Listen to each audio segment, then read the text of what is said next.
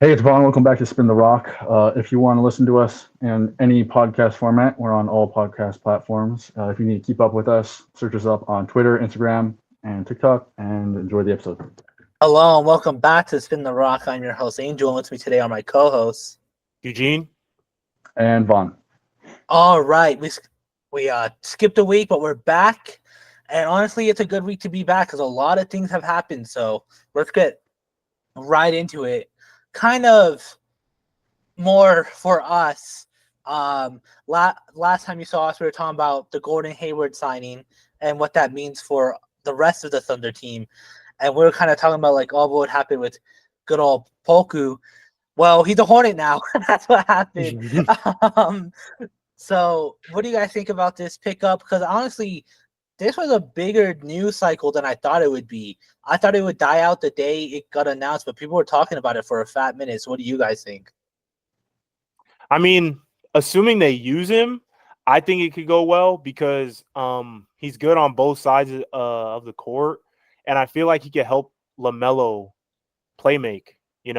Like he's a really good passer for his position, so it could help spread the offense, and then assuming whoever else they got, a shooter that could help space out the floor too. So it could go well, but it could also not do anything. It just depends how many minutes they give him and like how the coach uses them. Yeah. Hayward Loki gave him the boot out of OKC. Like, it's funny. It's kind of like a trade, but not really because Hayward goes Hornets to Thunder, and then Poku Thunder to Hornets. So it's kind of funny. I've never really seen that happen before. Yeah. But considering now that the Hornets are lacking in forwards, Poku should get minutes, and if he's not getting minutes, there's probably a problem because losing PJ and Hayward and not giving Poku some minutes, that I mean, Like what it do they have to lose? exactly. It wasn't a trade. Like they Yeah. signed him for a reason. So it's like if Yeah. they don't give him minutes, something is wrong. No, I definitely agree with you what you guys are saying because it was like he was waived. Hornets scooped him out like almost immediately, bro. And then like now it's just kind of the Thunder barely used him. Maybe what did the Hornets see? Or maybe it was just like the Hornets were like, well, we kind of need a forward. Like it really is gonna be like, how are they gonna use him?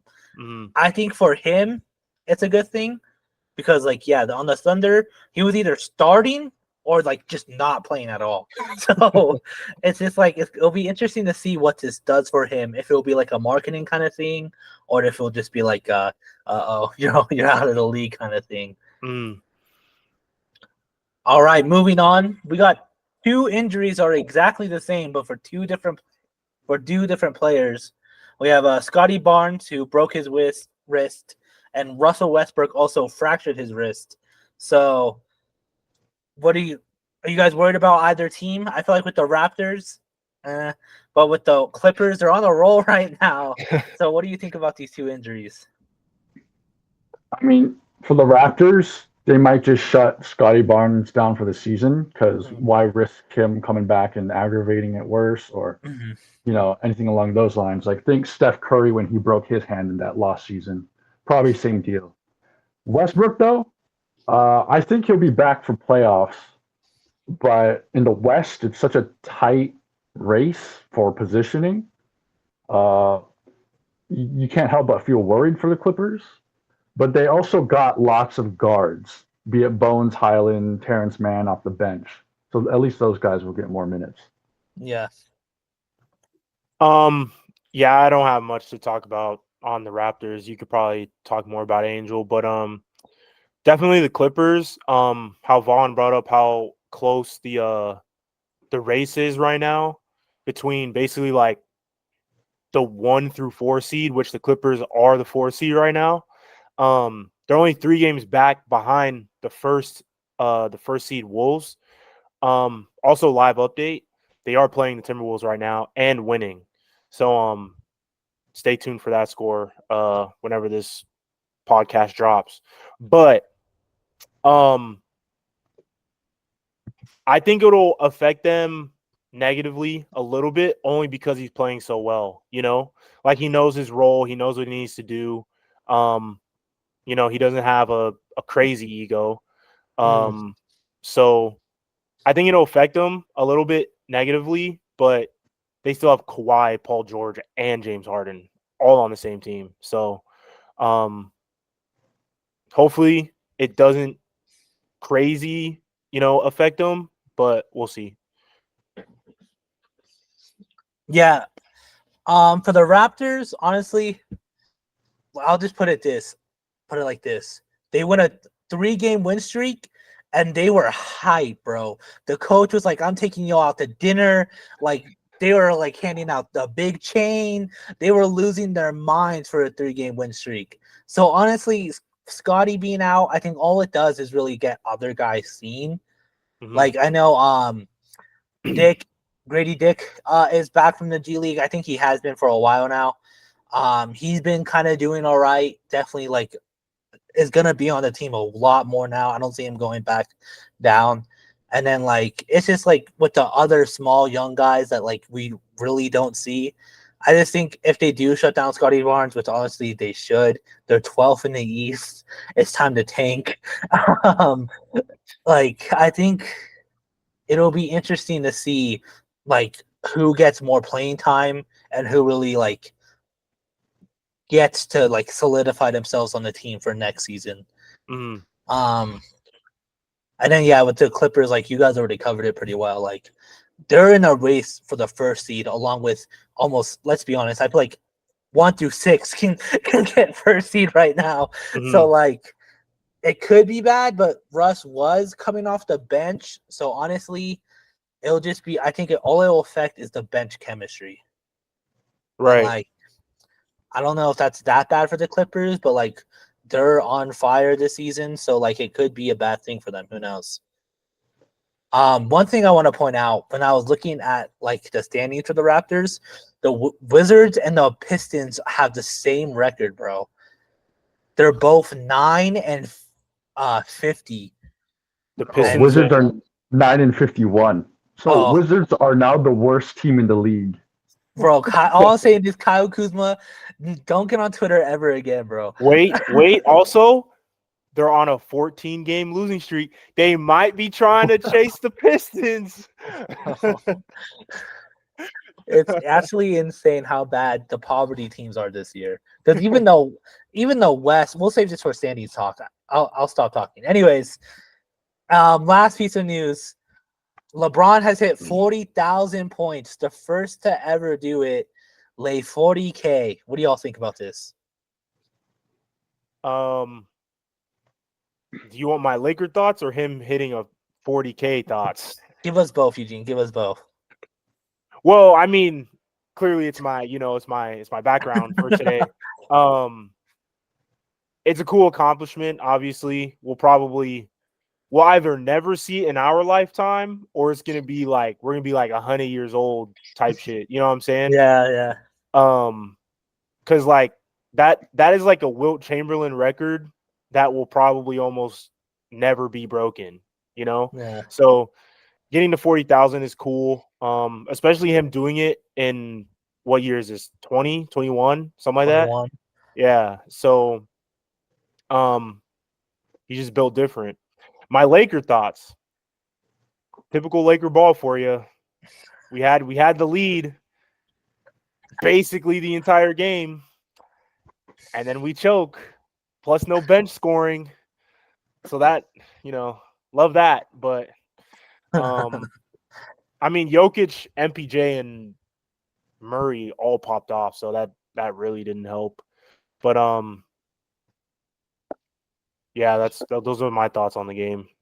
I was going through it. It's funny that AD says whenever he's got a milestone, it's like a loss for them. It's very comparable to Celtics like hanging a retirement jersey, whether it be Kevin Garnett or Paul Pierce. Every time that happens, they get embarrassed on their own floor every single time. Couldn't be Kobe though. His last game he dropped 60 and 1. Just saying, but true. But to put this into perspective, Al Horford also hit a milestone. I think it was today, 14,000 points, and that man's been in the league since 2006, I think, and he doesn't even have half of LeBron's 40,000 career points. That's literally a Wilt Chamberlain 100 point. It's never getting touched. Right. Yeah. Now, given Al Horford doesn't, he's not supposed to score the ball, but yes, just to put into effect for our viewers. Bro, especially if, because like Adam Silver has publicly came out being like, yeah, we're thinking about changing the scoring. Bro, if they actually change the scoring like system, it's over. So LeBron's record is like gonna be like 50 years from now. Like Wilt Chamberlain is like LeBron's not gonna be here to see that record be broken. No, literally. Like it's gonna be insane. But yeah, I mean, like, how much can you say about this man, bro? Like, every year he does something that like makes us be like, man, this guy is really built so different. Mm. I think it's also funny that he's doing this while also like being miserable. Like, he's constantly talking about Darvin Ham. He's fed up of the media. Like every time he's doing an after game interview, he like looks like he doesn't want to be there. So it's like it's just insane that he's still putting up these type of numbers and like just in general. All right, moving on. We are doing a long-awaited standings talk. It's been a while since we talked about it, so I think it's like a perfect time to look at it and really see how much has changed. Starting with the East, I can kick it off. We have first seed Celtics, second seed Cavaliers, third seed Bucks, fourth seed Knicks, fifth seed 76ers, sixth seeded Heat, seventh seeded Magic, eighth seeded Pacers, ninth seeded Bulls, 10th seeded Hawks. Those are just 1 through 10, but let me know, is there anyone that surprises you in the East? That they're doing really bad, really good? They changed so much. Low-key, you can go on. I was just going to briefly mention the Heat. I think they're on a win streak right now, 6-2. Mm-hmm. I mean, for a team that was looking like a play-in team, they're back in the 6th seed. Honestly, probably going to pass the Sixers with Embiid out. And if the Knicks slip up, I mean, the Heat are right there. They could climb up to like even 2 if they get on a long win streak. So it's not quite playoff time, but they're kicking it into gear already. You've seen the Jimmy Butler quotes, I bet. He's hungry. He's back. All right. So not so much a surprise, but the fact that they're doing this earlier than expected, watch out. Nah, they're going to be more serious this year. Originally I was gonna say one team, but I have like 3. The first one I'm gonna say is the Cavs. Now their record is 39-20, and the Bucks are third at 40-21. So if the Cavs lose, they'll drop down to third again. So I assume they have a game today. But I'm surprised the Cavs are even sitting, top 3, especially in front of the Knicks, and how they've been playing or whatever. The Cavs are surprising me a lot. The other team, I would probably still say the Magic, only because they're sitting in playoff contention, like legitimate over the play-in line.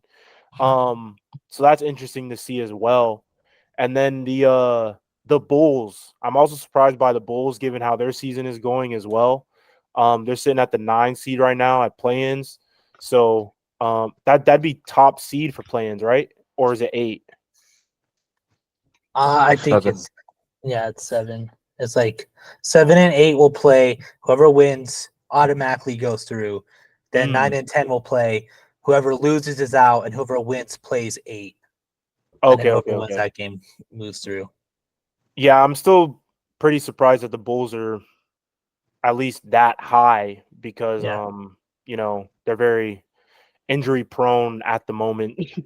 Yeah. So, but those are my surprises.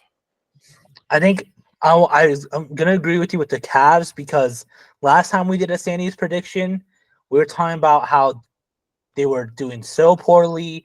Donovan Mitchell looked heated, like he might get traded because of like how it's just not going well.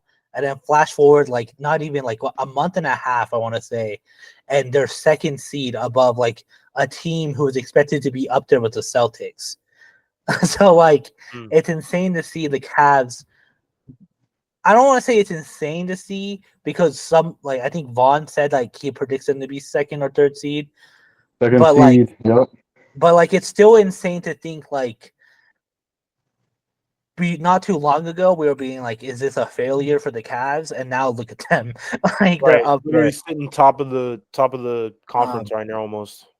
I know people are tired of the Celtics love. I don't know why people are tired of the Celtics love, but like we gotta give them props, bro. They're 47-12 on a 10-game win streak.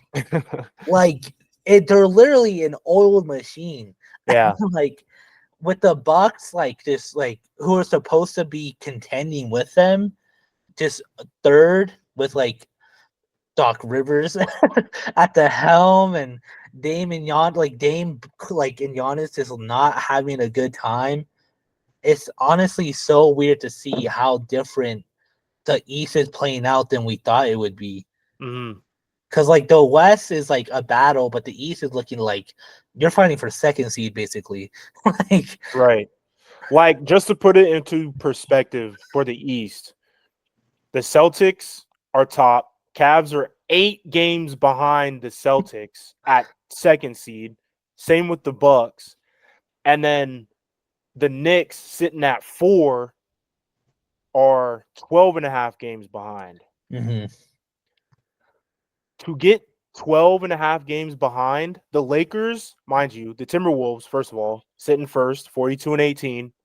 The Lakers are 10 games behind the Wolves, and they're sitting at the 10th seed. Yeah. The West is pretty competitive this year. Not only is the West pretty competitive, but also the East, and like it's not even the East is weak. It's just the Celtics are like they're so insane good. this year. They're Like good.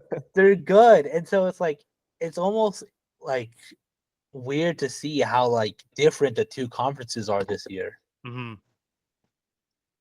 It definitely helps. Like another team that was predicted to be really high, but isn't imagine where they want to be is the Bucks, and I guess the Sixers too. Is they either got like a little bit of drama going on behind scenes where it's like coaching matter and defensive like effort, and then Joel Embiid, you don't know if he's going to be back or not. Whereas the Celtics are just doing their thing. There's nothing outside of the court that's bothering them, which has happened in previous seasons. Yeah. They're all So happy. Like they're yeah, all like they're enjoying themselves. they're all That's nice talking to see. good things about each other. Like I think Drew Holiday too, like I know we all thought this would be a good pickup, but like I didn't think it would be this good, bro. Like Right. I didn't expect it to be like a complete like boost to them. But I thought it would also, just be like a slightly better Marcus Smart, you know? I didn't think it would be what it is right now. yeah. But also I want to talk about the Bucks because I want to think like, do you think it's the team not working, or do you think it was because they panicked and fired their head coach and hired a new one? I Like, what think do it you was think it is? I think it was the coach, bruh. Yeah. Because like, you know, they were sitting top 2. I don't think they got to first because of the Celtics, but they were sitting top 2, and they're Mhm. still top 3/2, you know, right now. So I think it was just more of how they panicked. But then again, their roster's too good to fall below Second probably seed. even yeah, like probably even like 4, you know, like Yeah. I don't really see them going under the Knicks because they're what 8, 9, 10, 11, 12, 4.5 games ahead of them. Mhm. So I don't know. Plus, I think it's also the Dame thing.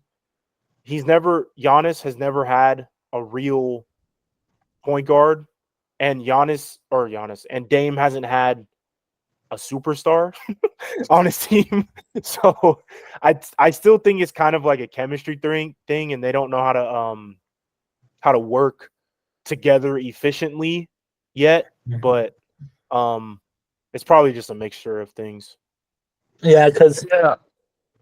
I just see like a lot of finger pointing at Dame of all people. Like he's not scoring 30 points a game like last year, and I think that's a good thing.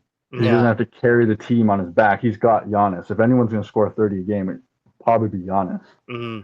He's just there to like relieve him of the burden of having to score every night. Just like if he's not like as efficient, I know he's like got some off court issues going on.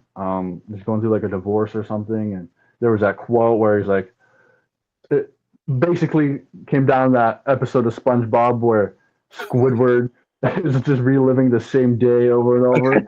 Like he don't sound like he's totally enjoying himself, but those issues will probably bleed into your work somehow. Yeah. But it's just like a whole team effort thing too, as far as defensive schemes go. Also, you got Doc Rivers. If you heard the JJ Redick quote, that man was like, he doesn't take accountability, which is true to an extent. So we'll see how that goes come playoff time and things start getting more intense. If any chemistry issues bleed through, so that'll be interesting to see. Yeah. I think it's I don't want to blame Giannis and Dame at all, because honestly it's like they fired their head coach like so early, hired a guy who like hasn't done anything since his ring win, like didn't do anything at the trade deadline. So it's like it seems like the franchise doesn't know what to do with this team, because it's like we still have like Brooke Lopez, who's a good player, but he's like 35 now. Like, you still have Thanasis on the team. Like Chris Middleton hasn't been the same ever since his injury, you know. You have Robin Lopez, Jay Crowder. Like you have a lot of people who like would be good, but like with minimal roles. It seems like a lot of people who shouldn't have huge roles are having huge roles, you know. So I like the only other person I'm excited about on that team is like Malik Beasley and like Bobby Portis. Like other than that, everyone else is kind of like, like I don't really care about them. Like, you know. So it's just like it's interesting to see what the roster they have. It's a completely different roster, and even the players from the last time we've seen them like in the finals, the players they had then are completely different players. Like Chris Middleton hasn't been the same since that injury. Literally. And when he was in that finals run, he was a key aspect of the team. So it's same like, with Drew Holiday. Yeah. So it's like it's weird to like, I don't know. I think the franchise really needs to just get some players who can handle a bigger role, because it seems like all the other players, they can't really handle that kind of thing. It's probably worrying that the team is pretty old too. Like you said, Brooke Lopez 35. Patrick Beverly is probably around the same age. Bobby Portis has got to be 30. Yeah. And then obviously Dame is like 33, getting older up there. I mean, even Giannis too. Like I think he's up there too. So yeah, I can't really say he's like young anymore. He just hasn't reached the label of old yet, but yeah, it's getting there. So it probably feels like a tight window to get that next championship. So I can get why those fans are kind of frustrated, but at the same time, you're not gonna look like a lock for a championship every single year. Yeah, for sure. I'm really interested to see how they'll turn things around, because like there is some season left. They will have a playoff like stint, because like I don't see them falling out into play-ins at all. So they're still gonna have like a good playoffs like opportunity. So I'm really interested to see like if they'll pick it up in time to have a good long playoff run, or if it'll be another disappointing like first round exit, or even like not reach the Eastern Conference. Like it's really going to be interesting to see what happens with them in the playoffs. I was just gonna say, as long as we don't get deleted in the first round, Yo, fine. yeah. Yeah. If that happens again, they're like blowing it up. Like Yeah. Giannis is the only one that's safe. And also, when was the last time we seen Dame in the playoffs, bro? Been a minute, probably since The bubble, if even. I don't think so. I think the last time was when we saw AD on the Pelicans, bro. Hold on. I think. Last time, 2020, 2021, they had 6 games in the playoffs. Oh, that's when CJ, like, game on the line, stepped out of bounds and they lost that game. I don't remember 20. that. That was a long time ago. That was against Denver. Damn, that was in the playoffs. Yep. First Damn. round exit, 2020, 2021. That was the last time we saw Dame, bro. So what? That's gonna be like three years ago, bro. Yeah, 3, almost 4. Almost 4. So it's gonna be very interesting to see like how if they can turn it up or not. All right, moving on. West. Who wants to take over the West for us? I got put up. All right. With my elected favorite team, the Timberwolves, number 1, and then 2, Thunder. Then it goes the Nuggets, the Clippers, the Pelicans, the Suns, the Kings, the Mavericks, the Warriors, and then the Lakers at the 10 seed. I want to kick things off. Just because I want to talk. I feel like I don't really talk good about the Nuggets, but this time I am. I feel like they're just looking like they can do it again, bro. And that's honestly insane because we haven't seen a repeat in like years. And not only that, but like, what are the odds that like the Nuggets go back to back, bro? Mm-hmm. Like that does a lot for like the whole organization. That does a lot for Jokic, like period.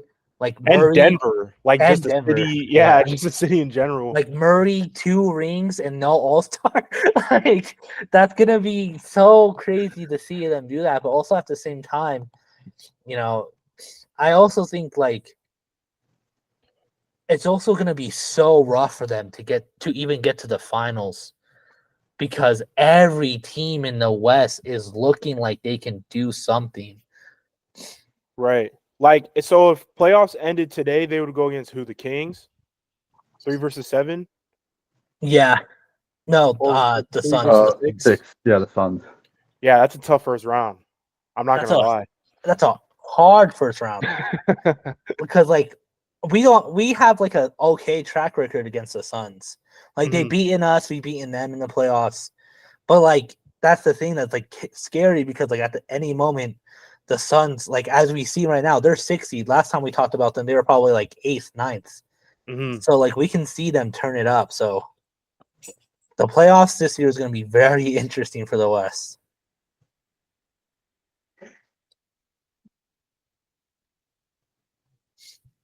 I was just gonna move on if we got something about the Nuggets still. Oh yeah, you can, yeah. Okay.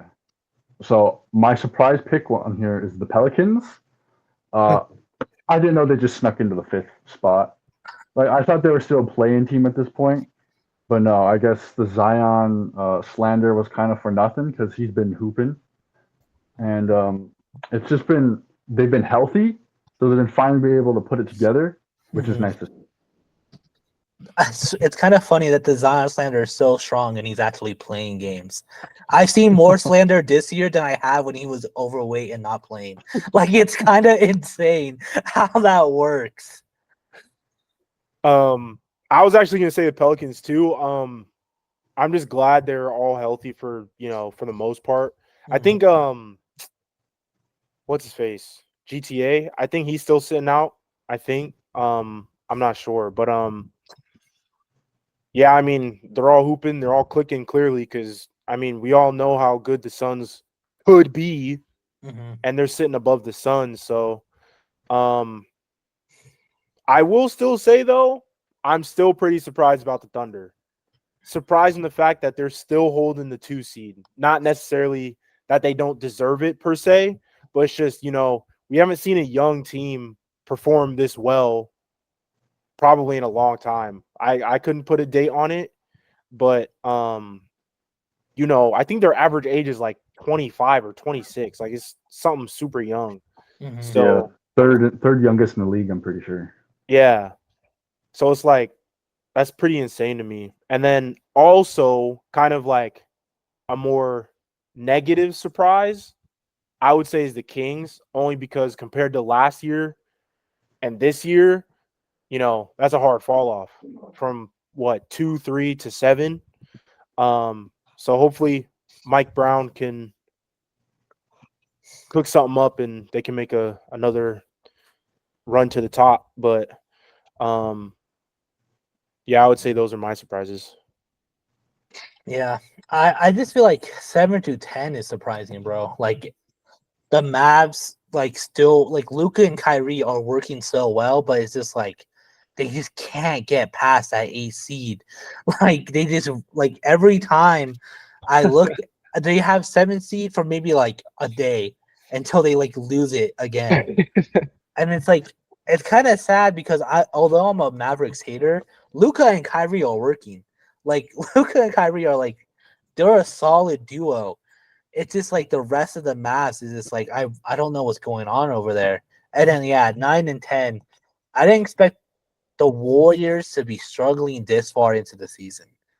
Like they're doing worse and worse, and then like the Lakers, Darvin Ham has to get out of there, bro. I'm sorry, Darvin Ham has to get. I saw a stat like that says like every time D'Lo's playing clutch, they do better, but like he just won't play D'Lo in clutch time.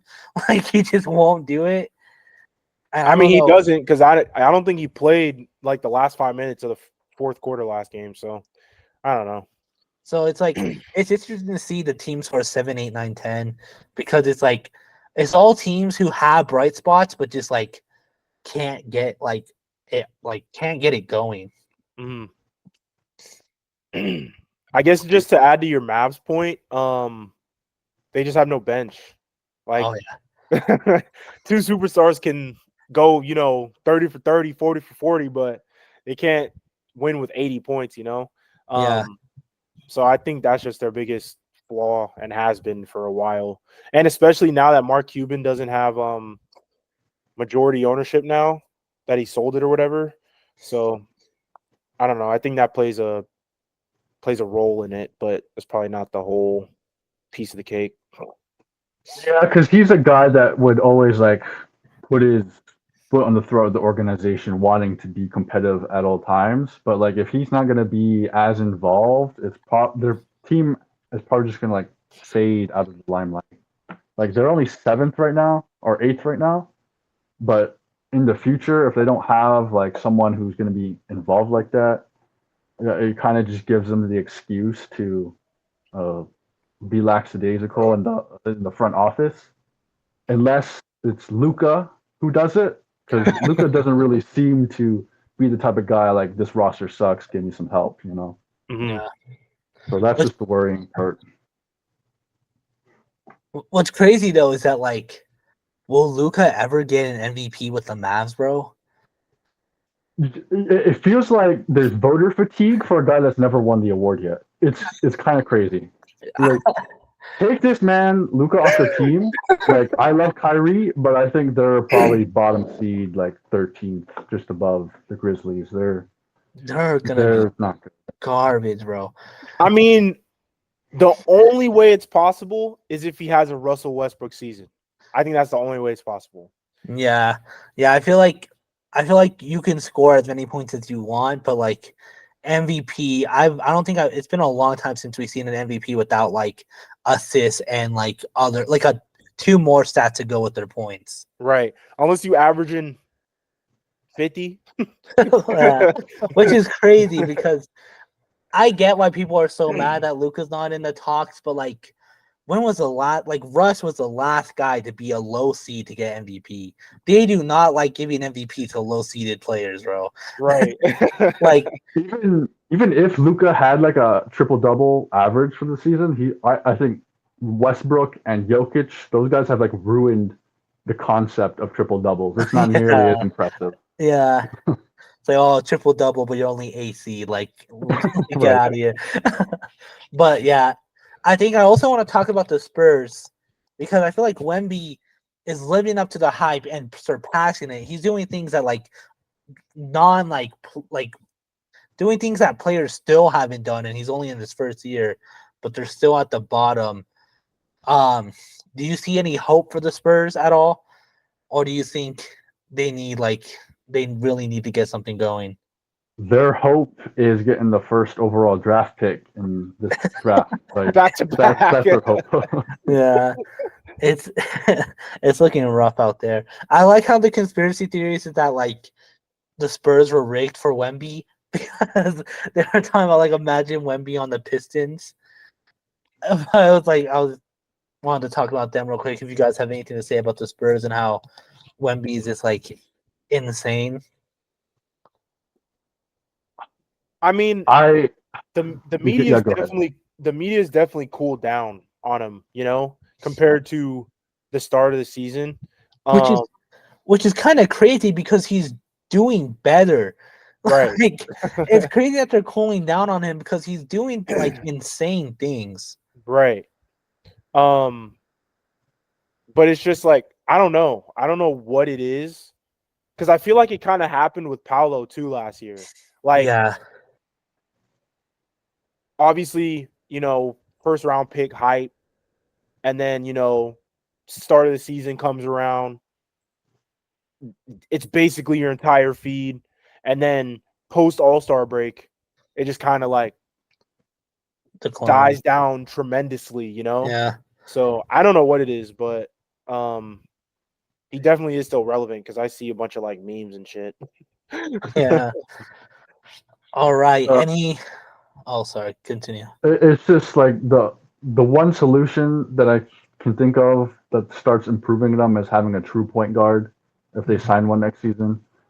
Maybe even like a Malcolm Brogdon if they want to trade for one could really help them. But it's just a matter of who of the young guys are they going to get rid of in like a bid for their future because they're probably going to have to get rid of someone, be it Devin Vassell or Keldon Johnson, Yeah. just to make room for the roster. But Wemby has a bright future, but I also kind of it's a possibility, and I don't want this to happen that the Spurs sort of turn into like a Hornets team, where like no matter who's on the roster, they kind of just can't succeed, and it's no issue pointing at like someone like Pop or anything. It's just like the West, especially, is just always competitive. Like you can't be mid, or else you're a team like the Rockets at 12 right now. Yeah. Yeah. I was just gonna say because you said like obviously Wemby does have unlimited potential, but I low-key don't know if it's with the Spurs, bro. Like, don't get me wrong, the Spurs have a great organization, but with how they're looking at now, because like you just said also, Vaughn, they could turn out like a Hornets organization, which nobody wants to be, or a Pistons organization, which no one wants to be. But I think they should just try and do what the Thunder are doing and just kind of build through the draft, But I don't know. Wemby might be out of there before Pop, bro. Bro, I'm saying, or either that or Pop is out of there and Wemby's like gone the very next year. Like No, who seriously, knows? like Popovich seems so like important and pivotal to Wemby's development. Like if Pop were to ever leave, or I mean, he's old, he could always pass away. Like Wemby could probably look to better pastures, So Yeah. that could be a possibility. It might be a Shaq Magic situation, bro. Like who knows? That would be crazy. Like who knows? All right, moving on. Well, I'll set up the main topic for this episode because it's one that I planned since the very day we thought about this podcast, but I never knew how to execute it until like 2 weeks ago. So, Adam Silver has just been hired for commissioner of the NBA. And he went, you know what? I need 3 young men from the same high school from a little tropical island in the middle of the Pacific to help me lead the NBA to great horizons. So we are Adam Silver's trio, right-hand trio. I don't know how to put it. His Basically, board of trustees. yeah, and basically, I have a list of either things he just said in an interview with with no reason, or actual changes to the league he made, and us 3 can either change it, veto it, or approve it. So I'm gonna start with the one that's very simple, just to set the tone and how this will go. So let's start with Adam Silver. The jerseys have gotten ads very recently, and he wants to know, like, I'm about to put ads on our jerseys. Should I do this? Yes or no? Or how should I do this? What do you guys say? Ads on jerseys. You got to get your money somehow. Uh, It's all about the money. So I'm not. It's nothing I would veto. Like I don't hate the idea. Mm. as a fan of the game, I would say no. But as league commissioner, if it brings in money and it's just one ad, it's not like soccer jerseys that have them plastered all over. Mhm. It's a go. That you do it. I agree. I think one ad is fine. My only beef with the ads on jerseys is some of them just don't make any sense. Like some of them are so ugly, and then other ones are they almost look better. Well, I don't know how to explain it, but some of them just look so like the Bucks with Harley Davidson that one year, like that looked clean. Like I'm not gonna lie, that was fire. My favorite one is probably the Hawks and the YMCA. I don't know why, but that Y on their jersey, bro, it looks so fire to me. Yeah, It but just then there's kinda also makes sense. Right. there's other ones like the Warriors, and like that looks bad. Like the the Rocketon. yeah, that looks bad. So like I think if they keep doing what they have done in the past, where they do local actually from the area sponsors, I don't really hate it. But yeah, that's basically the gist. So moving on, we'll start with one that I feel like this was the big first change that he made, and that was introducing the plans. So would you change it? Would you approve it, or would you veto it? I definitely keep play-ins. It's made like those 7th to 10th seeds worth watching because like those fan bases have hope for a playoff run.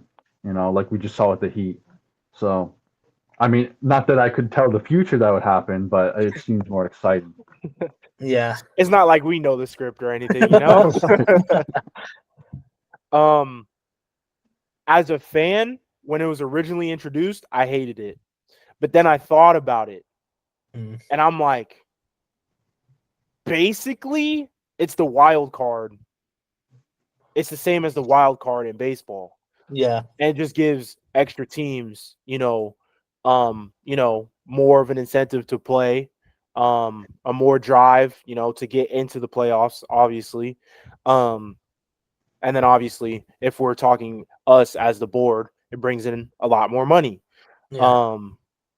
So I would obviously say keep it as well, because there's just a lot more pros than cons. Yeah.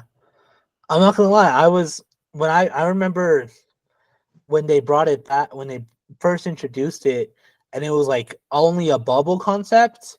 I was surprised they brought it back the next year.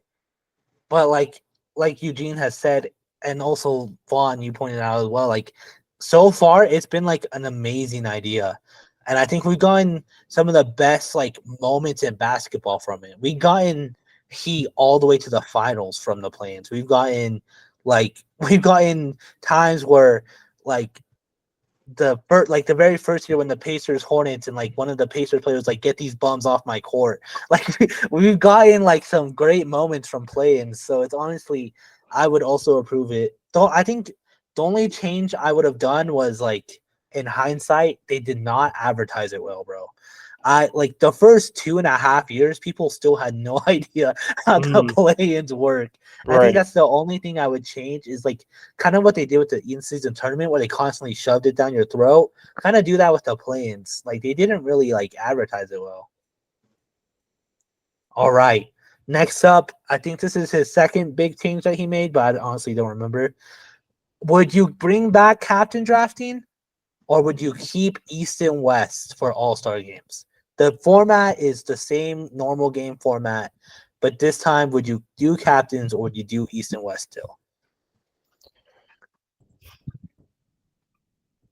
I would try and get it. Short answer, East West. Mm, But I would try and get it to just try and get it to revert it back to the kind of like the old ways in terms of just like more competitive. mm, I don't know how you would do that for the All-Star game because nobody wants to get hurt, obviously. So they're all just trying to keep it light and whatever and get as many highlights as possible. But I don't know a way that you make it more competitive because they tried the target score. I also hated that. Playing for charity doesn't necessarily It makes him want to score more almost, I feel like. right, but it doesn't make them more competitive, you Yeah. know? So it's just like I don't know how you would bring that competitiveness back to the All-Star game, but I'm sure there's a way. I have a proposal later I'll bring up, but as far as East and West goes, I think I would probably stick with East and West. Uh, I don't think having team captains makes it any more entertaining for the All Star game itself. It's more so like the build up to it. Hmm. But at the same time, it's just like schoolyard. I pick you, I'll have him. It's not really that interesting. Yeah. It's just like the mystery of who's going to be on whose team up until that comes around. But I don't think that's really necessarily healthy for the All Star game itself. Yeah. Yeah, I think I'd also keep it East and West. I'm not gonna lie, I had a fun time with the captain draft, but like it seemed like all it did was like just like Vaughn said, it just made it more fun. Like it just made the days before it actually fun to watch Mhm. rather than like the game better. Like I feel like the game necessarily didn't get better or worse. It basically stayed exactly the same. Like Right. so and even then like they made it to where the starters still get picked first. Like imagine if they did a captain draft, but you can choose a reserve first. That would have been a lot more fun, Mhm. but I don't think they would ever do that because of ego. So I can't imagine a starter being okay with getting like Paolo picked before him. Like Mhm. I just think it wouldn't be like a fun thing for the players. All right. Next up, I think this was first. The 65 game rule. Would you approve? Would you veto or would you change it? For those who don't know, the 65 game rule is you have to play 65 games to be eligible for an NBA award. I think all NBA is still safe, or I think is that true? I don't know if that's true or not. I'm not sure about all NBA. I don't think it is No, though. yeah, you need 65 if you want All NBA. So yeah, any NBA award. So would you change, approve, or veto? There's no universe where I'm vetoing this. No, literally. Like all these millions of dollars are getting poured to watch these players play. If they're going to sit for reasons of rest, that really just hurts the fans. You know, like even if you like some of these teams out here saying if you rest them, the players are going to be healthier, but that really doesn't save anyone from a freak injury, Mhm. from just anything that could happen on court. So if you might as well just have them play. That's just that's just the bottom line for me.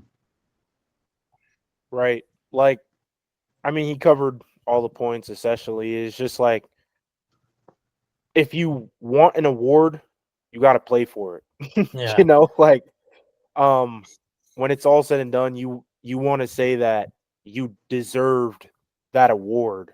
Yeah. Also, they got millions of dollars. They should know how to take care of themselves, at least off the court, you know? Yeah. So 65 games seems reasonable. If they were to go any lower, I would say 60. But I think it's doable. Yeah, I actually agree with you a lot, Eugene. Like, if you're gonna go any lower, 60 is like the lowest you can go, bro. Because at that point, going down to 55, 50, it basically becomes like, okay, who cares? Like, you didn't achieve anything, you know? Right. Like at that point, you just went back to the norm of people resting because like I know it doesn't seem that much, but like that 65 game is like the perfect balance in my opinion. Like 60 at that point is just like, okay, here you get 5 more games. Like, you know, like it doesn't really change that much, but like also going to 55 is also like, okay, that's a little too little, you know? Right. So I think 65 is like perfect. The lower I think you put that game amount, I think it probably even increases the incentive to rest your players. Yeah. Like if it were 55 games. So At that point you is can a sweet spot. Yeah, because at that point you can gamify it. You know, it's like, okay, if we rest you this week, but you play next week, like at that point you can like work around it. Whereas 65, I know 80%, I'm not gonna lie, 80% is not that much, bro. 80% of the season is not that much to play. But like at that point, anything less than that is like, okay, you know, that's a little too little. But all right, moving on. The in-season tournament. Would you approve, change, or veto? I think if I were to change it, I would expand it. Like add maybe one more round of games, perhaps, or add a set of games onto the existing round, just so there's more to it. Now, is that necessary? No, but I would include it. I'm a fan of it.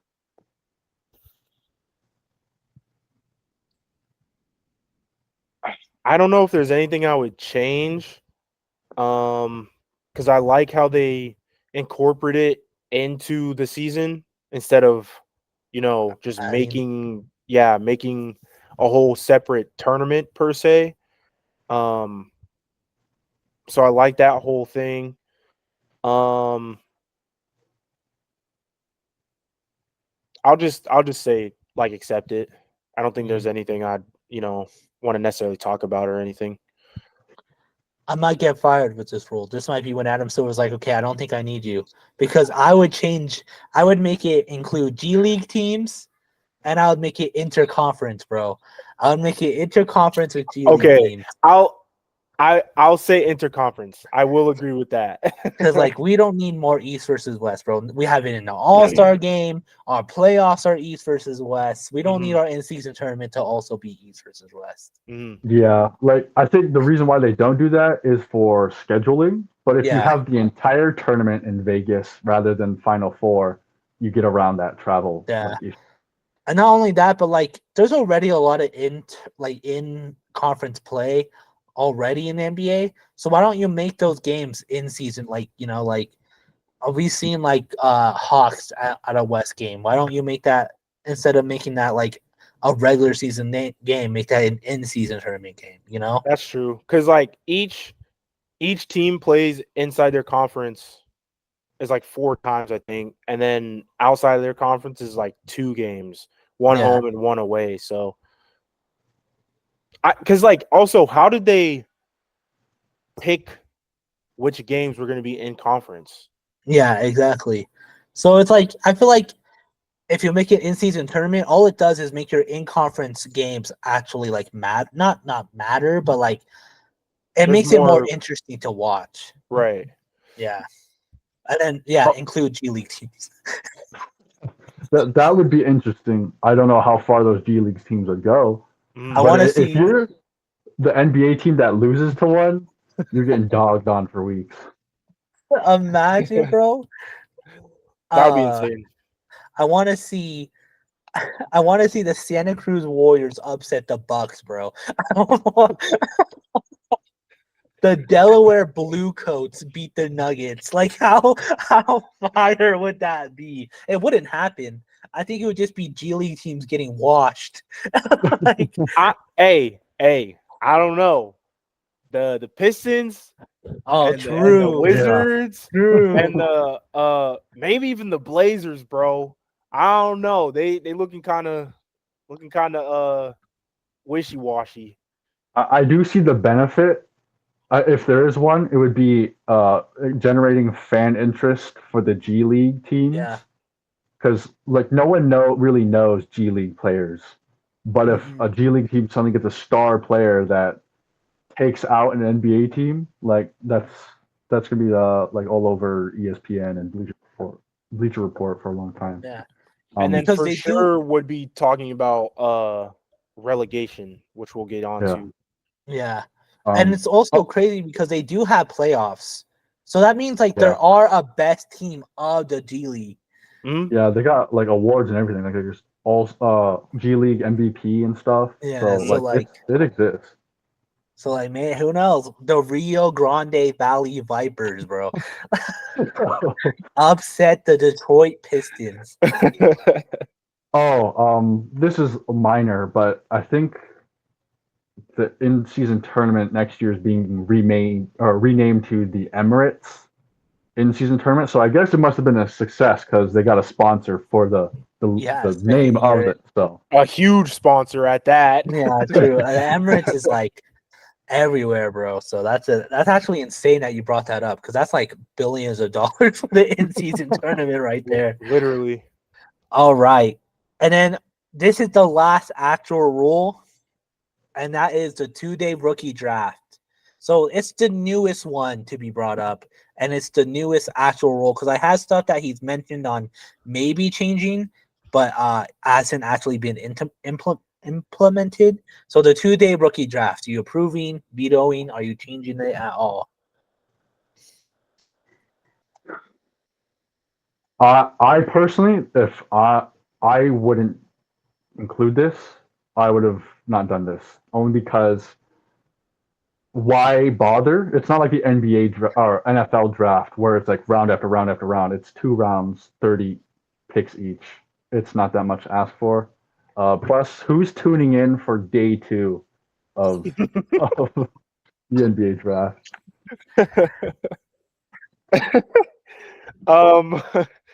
I agree. I would have also vetoed this. Because it's not even like a who would watch day 2. Nobody even tunes in for that second hour. On day 1. So not to like ego anybody. But it's just kind of like the only reason I think he made that a thing is because it just brings in more money. Yeah. They're just going to try and expand it as long as they can. Yeah, because they're doing it at the Sphere thing that they have in Vegas. Like, it's going to be a whole ordeal this year. Yeah, exactly. They're just trying to rope in as much money as they can. So, me personally, I would have vetoed as well, because it doesn't necessarily add anything, So, yeah. I agree. I would have vetoed. I might have even sprinkled some. Wait until we hit 34 teams. Like, wait until like you have a reason to do 2 days. Doing it where we still only have 30 teams, like it kind of makes no sense. Because like, why? Like, it's still 30 picks over like 60 picks at most, bro. Like, maybe once we get to like 34 teams, when there's like, like almost like 80 picks, then like I can kind of get it, but like right now there's no need to do that. All right, now we get to the crazy hypotheticals. So should I start insane or should I ease into it? Let's ease into it. Okay, easing into it. Mexico City team. Yes, no. Yes. I'd like to see it. Yeah. Yeah. All right. We have a Canadian team. Yes, Might as across well. the board. All right. We now have 31 teams in our new league. Vancouver team, yes or no? Would that be East or West? The Mexico team would be West. Obviously. I think Vancouver technically is west. Yeah, it's pretty far west of Canada, I'm pretty sure. Yeah, it's like right next to Seattle. So that means we'd have 2 added West teams, meaning we would need 2 added East teams. I don't know. Is Vancouver even big on basketball? Like, I know they had the Grizzlies at one point, but there's a reason why the Grizzlies left. It's just one of the many expansion teams that get thrown out there. I think if I have a pool of cities, Vancouver's low on that pool, I think, for me. Yeah. So then I would say no. If we're have Mexico, I don't think we should have Vancouver. Not until we add 2 East teams. Then maybe. But even still, well, you might talk about it. So I'll let you continue, Angel. All right. So I also have so I have a lot of expansion teams, so I'm just gonna rattle them off. So Okay. I have Virginia Beach, yes or no? No, absolutely not. Living in Virginia, no. Yeah, I live there. No, they don't deserve one. Like, it's. I know Allen Iverson is from that area, but I don't think they get a whole NBA team to themselves. Yeah, right. That's a bit outrageous. So yeah, so because I have so many, don't try to think of alignment anymore Okay. because I have a lot. Okay. Seattle, yes or no? Yes. All right. Absolutely. Vegas, yes or no? That's the most Yeah. obvious one. Yeah. Okay. This is where we start getting to the ones that people say we should, but like I honestly don't get it. Louisville, Kentucky, yes or no? I know they're big on basketball. Oh, I'm not a hater. yeah. I'll say yes. I'm not a hater on that. I'll say yes because I think they would have a dedicated fan base. I think the interest. Okay. St. Louis, yes or no? Kansas. They're also really big on basketball. I don't know who they support though. I think they're just kind of like everywhere Jason else. Tatum and Bradley Beal are both from St. Louis, so they got fans there. But as far as team wise, like who they support now, I couldn't tell you. Right. Oh, I say yes, because Okay. ever since the Rams left them high and dry, They I got think they want. They literally have no one now. I think they only have baseball. I think is the only team that's left in St. Louis. Cardinals. They don't have a hockey team. No. Oh yeah, the Blues. Yeah. Okay. All right. I'm just gonna say no. Okay. Not any particular reason. I'm just gonna say no. Oh yeah, I'm just gonna say it now. I'm saying yes to every team. So that's why I haven't said yes or no. I'm saying yes to every team. I want a 50 team.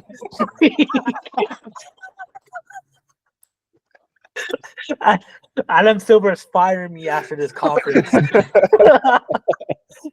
He said, "Just expand, bro. I don't care where. Just do it." All right. Quebec, yes or Montreal, yes or no? Quebec. Get those French speakers. Rudy, Wemby.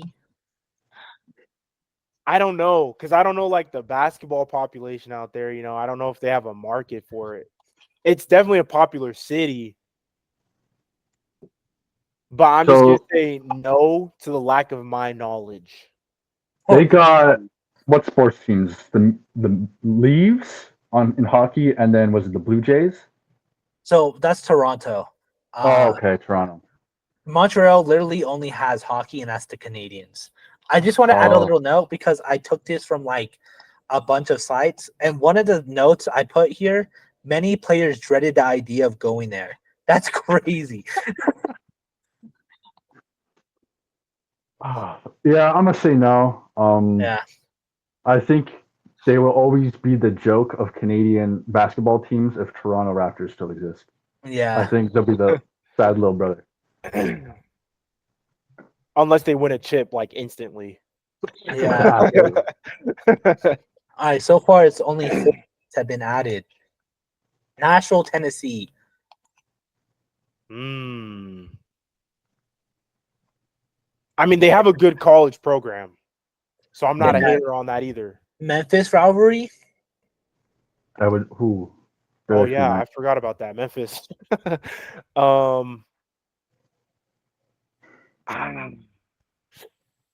I think it would be damn, bruh. Nah. I would say no. Nah. No. I don't think of the cities we've mentioned so far. I think they'd be a weaker like fan base. All right. I also don't think they're a big enough state to have multiple teams. Kansas City. Also no, for the same Right. reason as St. Louis. Yeah, Kansas City. I mean, they already got like a big football team. I don't think a support would be there for probably a team that would have to rebuild. Like, I don't think we have a hockey situation where any expansion team is like really good, really fast. I think it would take time, for teams, and I don't think they're ready for that. Tampa, Florida. No, they already have Orlando and Miami. Yeah. No. It's a no for me. Yeah. All right. And then last two, Pittsburgh and San Diego. Pittsburgh would be interesting. I kind of like it because obviously you have the Knicks up there, you have the Nets up there, you have the Celtics up there. Who else is in that tri-state area? Philly. Yeah. Philly, the Sixers. I kind of like Pittsburgh. I'm gonna say yes. All right. Yeah, Pittsburgh's a sleeper. I like that idea for Eastern Conference city. I think Pittsburgh would be a solid choice because they're also like a sports city. You know, they have the Steelers, they have the Penguins, so it's like they're pretty diehard sports fans up there. I like that. I like that a lot. Yeah, the Pirates too. San Diego, I'm only gonna say yes because that's bias. Would you become a San Diego fan, Eugene? I mean, I'm always gonna be a Laker fan, but I'll be a San Diego fan too. Okay. It's an interesting idea. For me, it's a no. There's too many Cali teams as it is. I would just like to see other places get some love. All right, we have to have 5 teams added. It was Mexico City, Las Vegas, Seattle, Pittsburgh, and I don't. We said no to that. We said no to St. Louis. Oh, and Louisville and Seattle. So no, we capped at 6. 36 teams. 3 and 3. Like 3 West, 3 East. Let's go. Perfect. That's why Adam Silver brought us on. 6 teams perfectly aligned. All right. And then another one. This is actually from Adam Silver's mouth. Promotion and relegation. Yes or no? In theory, that might be one of my most favorite things ever. But, you know, you got to execute it correctly. I think that's the only reason he hasn't started it yet. Yeah, because he's brought it up a lot. Right. When I made this topic, this was like one that like out of all the hypotheticals he threw out, this was the one that was the easiest to find because he's brought it up a lot. Plus, like, soccer's always done it, right? Yeah. So, like, introducing it after 70, it'll be like, 76 if he were to implement it, this year or whatever, or like next season. That would just be hard because it's a lot of work. Like, you gotta a lot of work. You gotta merge essentially the NBA and G League into one league. They gotta all have the same, like, be all under the same standings, and then you gotta have a cutoff line Yeah. of who gets relegated. So it's just a lot of work. To put it in perspective, the MLS still hasn't done promotion and relegation. The MLS is still like thinking about it. And like they also have like owners in the draft and all that. So like the actual soccer league in America hasn't done yet. If you're telling me we're implementing this next season, it's a no for me. But if it's like a 5-year process, a 10-year process of implementing like infrastructure for this to happen, then it'd be a yes for me. I think it would discourage tanking because if you want that first seed, you're going to be the worst team. But if you're also the worst team, you get sent down to the G League, and no one wants to be there. And now, like these bottom feeding teams, if you're a fan of them, it's like, oh, you're excited for a first round pick. But then there's that stipulation you're no longer part of the main NBA. Yeah. So I think that adds stakes to it. But like y'all said, if it's implemented wrong, it could probably hurt the NBA as a product. Yeah. I agree with Vaughn. I'm only saying yes if they actually take their time with it. Honestly, bro, the benefits, there's a lot of benefits too though. You get stronger fan bases. You'll no longer have like teams who like have bandwagoners. I mean, of course you will, but like it won't be as much. You get all the small cities that people have been begging you to go to. So like you can actually have a Louisville, Kentucky NBA team because now you have the potential to do it. You also get like people have been saying this for years. The basketball talent in the world is exploding more and more every year. There's so many good players who are not in the NBA. So like I'm saying yes if it's like a 5-year plan. I'm saying no if it's like next year because that's not going to go well at all. Yeah, because like you got two-way players that play in both leagues or guys on 10-day contracts. So then you have to decide like, are you on the G League team or are you like a player who's not going to get minutes on an NBA team? Yeah. That brings up an interesting point now. If you bring in relegation, are you keeping or throwing away those contracts, those 10-day / 2-way contracts? Yeah. It might be like a loan situation like they do in soccer. It would be like a complete change of the NBA like entirely. Yeah. Right. Because like they can still do playoffs because other soccer leagues have promotion and relegation with playoffs. So they can still do playoffs.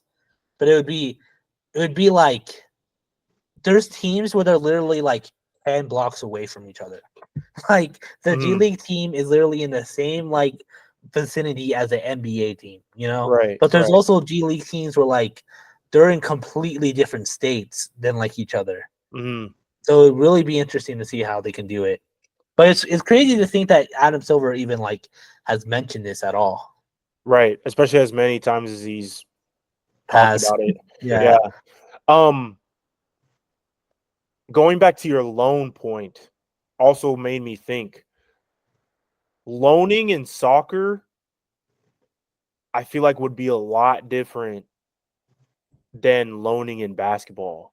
Because as much as they say tampering is not allowed, it happens. Like we see it, So it's like now obviously it'd be up to the teams on a loan, but I feel like a lot of tampering would happen if loaning were to become a thing. Yeah. But I don't know. That was just a thought that ran through my head. It'd be interesting to see. Yeah, but it looks like we approved it. So in 2026, the promotion relegation is happening. All right. And then this is this stuff that fans have thrown out that like, and Adam Silver's like, yeah, I thought about it, but like, it's not like I want to be 100. This is clearly speculation. It's not even Adam Silver has not brought most of these up. So starting with, let's go with the All-Star game. He said he's thought about like ways to change it, but he hasn't really thrown out an idea. How would you make the All-Star game more competitive? I've got mine, but it's a bit complicated. If any of you have any ideas to throw out first. My Like I said only earlier, I don't have any. So my only thing was like give the winners more money because like money does like we've seen it with the in-season tournament. Money helps. Like money makes them care. But other than that, I have nothing because no matter what you do, if the players don't care, the players do not care. Like right. Okay. So I had this idea of splitting each East and West team into 2 teams of 6 instead of 12. So East team A and B, West team A and B. Now they're still playing for East and West, all right? But team A will play team West A, and whoever wins that is safe, and whoever loses is eliminated. So they'll play like either a 20-minute game, like a reduced game. So then when team B on the West faces against team B on the East, they'll also have an elimination game. And if both teams on the West side lose, it's over. They're embarrassed. Like my hope with fans would be like dogging them because no one wants to be like, oh, we lost twice against the other conference. Mhm. And then since they're reduced quarters, like 20-minute quarters, and if there's only 2 games, that's 40 minutes. If there's a third game for the winners of each conference, then it's a 60-minute game technically. So that way we're not sitting there wasting time watching people just like not even try putting baskets in. Hopefully it's like a bit more competitive with the reduced time and the fact that you could get eliminated like very quickly. So what would happen if it was if it was the West team A versus East team B? So that would be like the final almost for like all the marbles. So whoever wins that determines which conference wins, and maybe there's like a little trophy for whoever does it. But like, so you're also East versus West, but you're also kind of competing with your own conference with the 6-6. So whoever is going to be the one to hold up that trophy at the end, you know. Now, is it a little complicated? Yes, but with the play-in tournament, with the in-season tournament, Adam Silver kind of seems to love complicated. yeah, And this is There kind was of one like more a short, thing. yeah. yeah. So like this is kind of like a mini tournament of itself, and it seems like an Adam Silver thing to do. Mhm. That's a good idea actually, because an idea I've always seen is get rid of it and do 1v1s, but like that's like players still won't care with the 1v1. Like it's not like they'll like make them like, oh, it's 1v1 now I have to try, you know. Right. So I like that a lot because it makes it more like you're even competitive with your like own like team too. So like I feel like a tournament idea is kind of cool. All right, and now we have the NBA ref situation. NBA refs have been more and more like I think yesterday it was when DeJounte Murray got a tech for just not talking. Like he didn't say anything, he got a tech. So honestly, the NBA refs are getting more and more out of hand. How would you change it? What would you do to get a grip on the reffing situation? Okay, so the techs are, as we said, out of control. But there is a replay review center that goes through like plays that the refs aren't going to take time out of the game to do. But I think they should also have a responsibility. Like if a ref wants to do a tech, they have to call them to confirm that they can do it. Because I feel like saying it out loud would just show how ridiculous it is. Like imagine if Tony Brothers yesterday called up the replay center. Can I give DeJounte Murray a tech? He's not talking to me. Like, no, you can't do that. Or, oh, Jason Tatum clapped out of frustration because he didn't get a foul. Can I give him a tech? No. Like, the techs are there to make sure the emotions don't get out of control, but sometimes they induce them. Like, it's intuitive to what they're there for.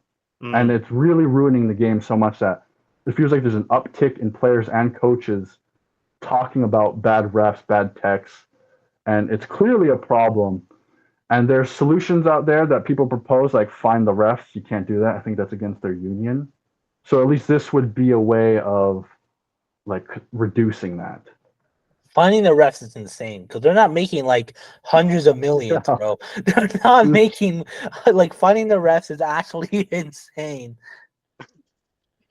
I'm not gonna lie, that was my idea, but I didn't know it was against their against the like their rules or Union. whatever. Yeah. I don't know, because I feel like a lot of them, maybe not even a lot of them, but you know, some of them, as we see more than others, are a little bit power hungry. So it's like they gotta have some kind of consequences, you know. Maybe it could be something as simple as like the like what happened in the NFL where a whole crew wasn't eligible to work the Super Bowl because of, you know, all the bad calls that they made in a playoff game. So maybe it could be that, you know, a pay cut instead of a fine, because technically it's not a fine. I don't know, but there's got to be some kind of consequence. I like the idea of what you said about the whole like ineligibility thing, because that's what I was gonna say. Like in the real world, you get written up when you mess up, bro. Right. Like if like this is a hypothetical, but if I gave out a tech in like my Applebee's, but like I'm getting written up if I like show up like 10 minutes late.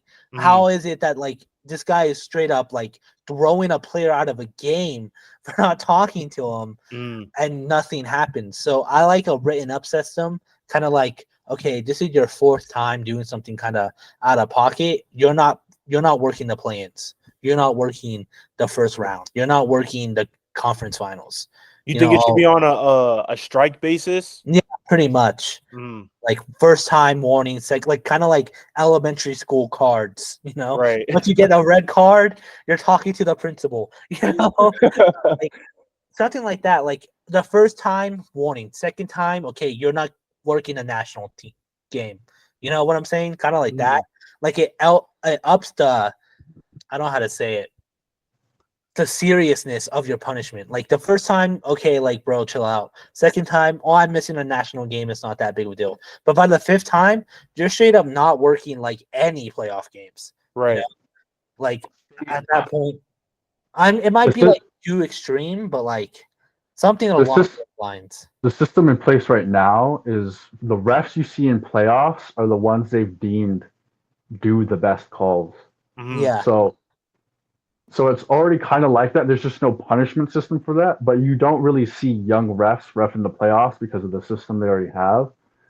But at the same time, you see Scott Foster ref in like crucial playoff games, and he has like notoriously bad techs. You know, there's the whole Chris Paul thing.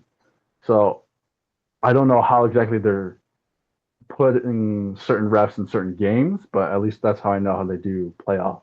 It's because you, like you said, it's like you won't see young refs, but like get rid of the seniority aspect, bro. Like baseball is starting to do that. Like baseball is starting to make like young refs. They're starting to put young umps into bigger games because young umps are starting to be like near perfect. Like Angel Hernandez, I don't know if you guys know who that is. He's notorious for being bad. He's slowly getting like shoved out of the league.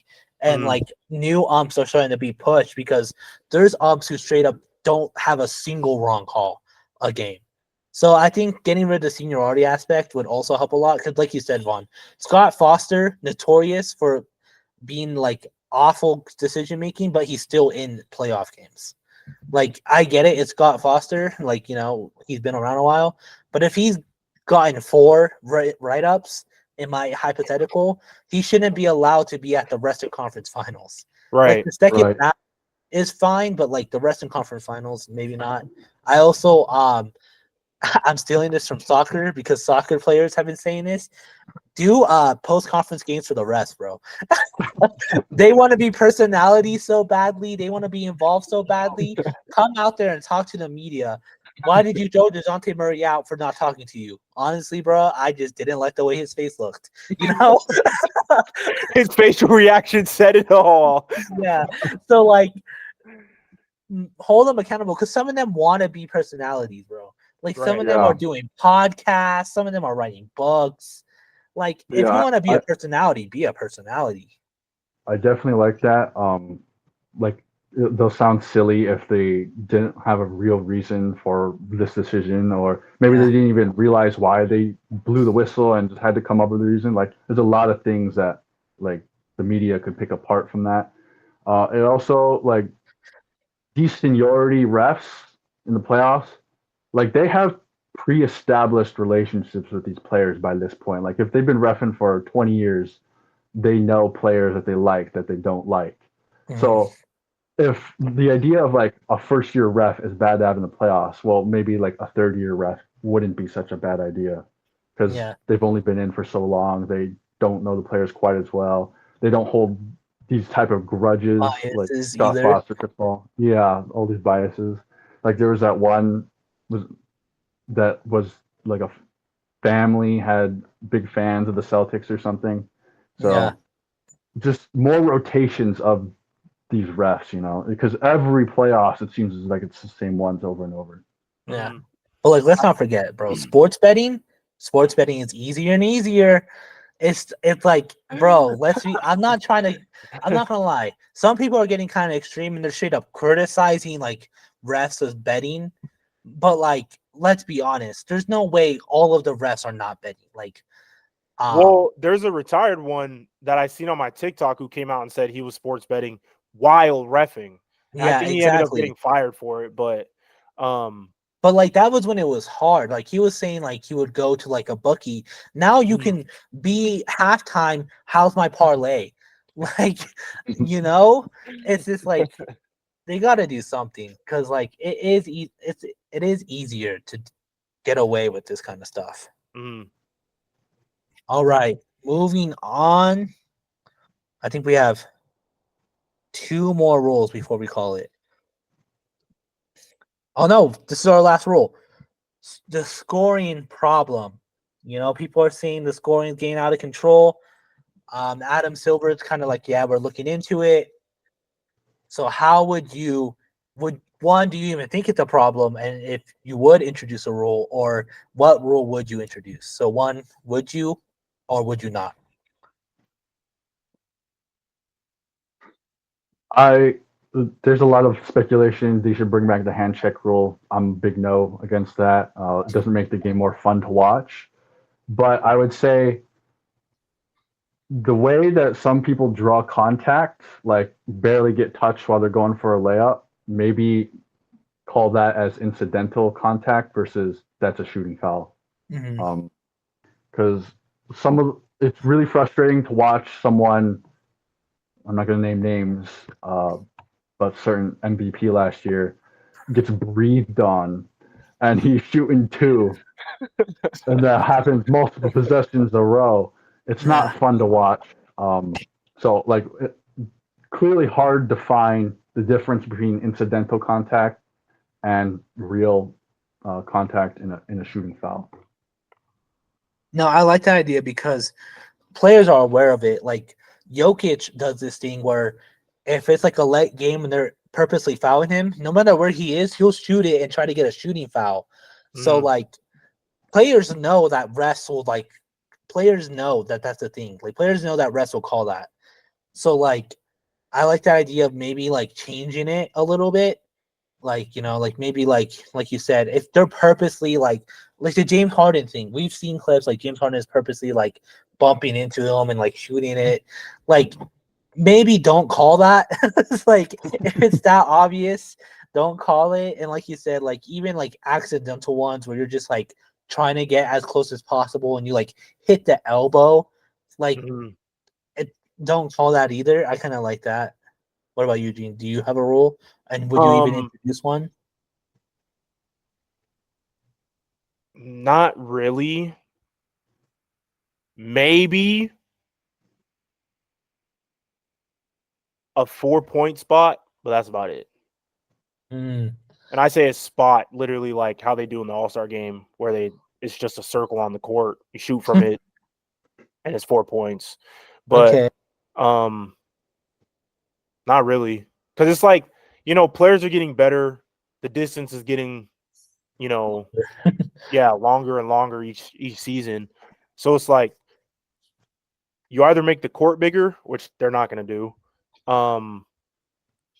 and extend the 3-point line a little bit, which they're not going to do.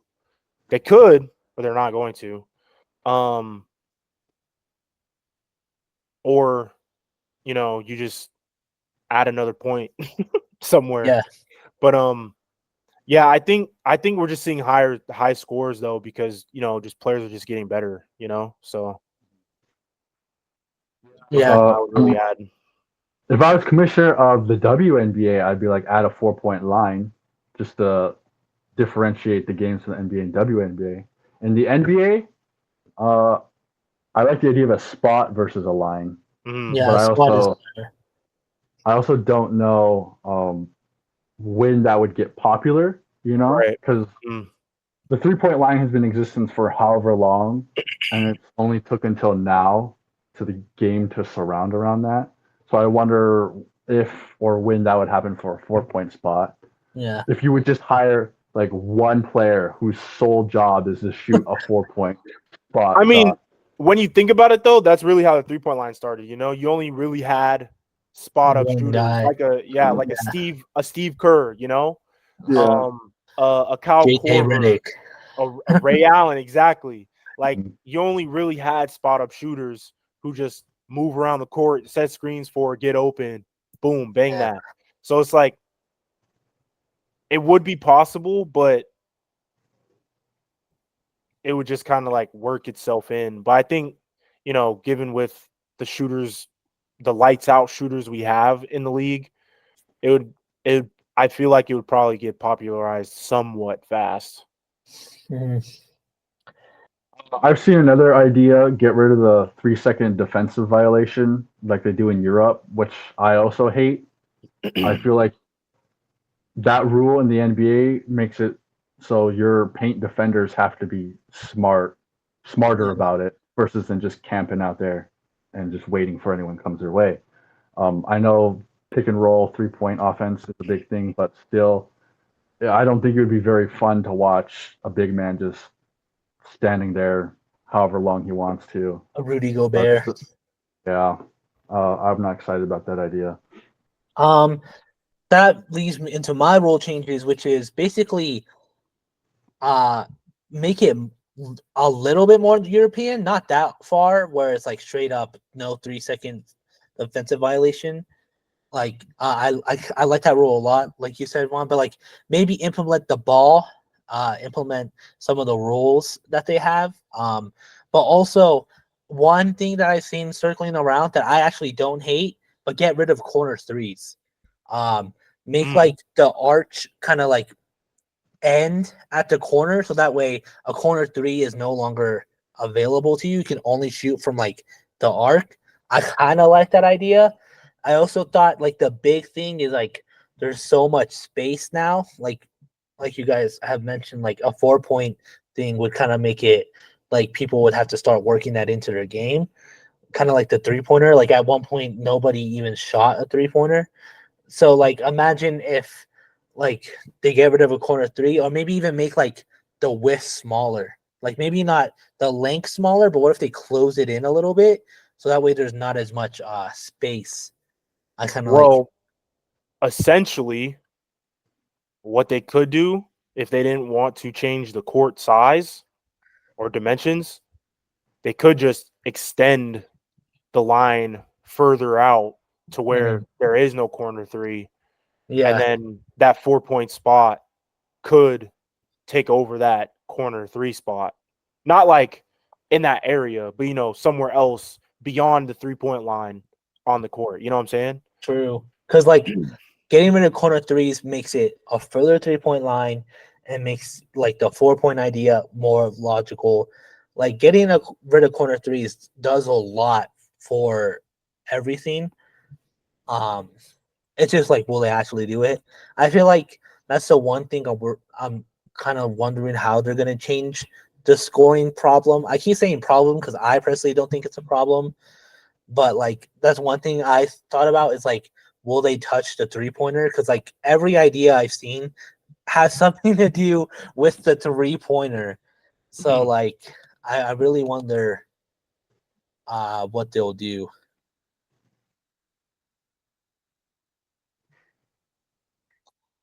All right. Do you guys have any ideas for do you have any ideas for rules, or should we call it there? I think I went through all the ones I had.